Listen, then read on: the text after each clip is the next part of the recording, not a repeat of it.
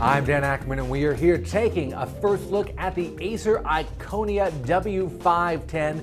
This may look like a small clamshell laptop, but it's actually something you're going to be seeing a lot more of with Windows 8, a hybrid laptop. And that means that the display here, besides being a touch display like that, actually separates completely from the rest of the system, and you can carry this around like a tablet. You know, just like any other tablet, it's got an accelerometer in it, so you can rotate it and screen orientation changes.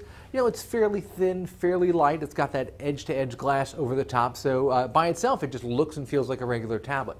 Then you can snap it into the base here, and you have something that's much closer to a traditional laptop. Now, all the components are inside the screen here, including the CPU.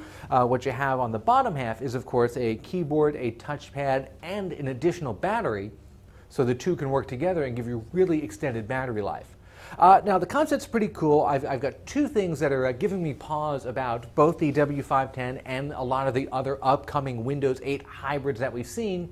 Number one is this system, instead of having an Intel Core i3 or Core i5 processor, it's got the next version of Intel's Atom processor. That's the low-power CPU we used to see in netbooks a couple years ago. People kind of fell out of love with those. So to bring the Atom back and put it in something like a tablet that really needs a little bit of processing overhead for the touchscreen and all the other cool stuff that Windows 8 does, makes me a little bit worried about performance.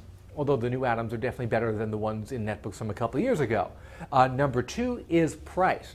You know, what they're asking for this particular combination, and this is very similar to a lot of other Windows 8 hybrid laptops, is $750, and that's for the tablet screen part and the keyboard. You can get this alone for about $600.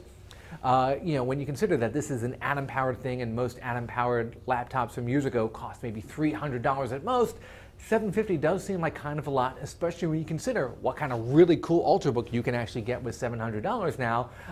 You can get a pretty good one. I'm just saying.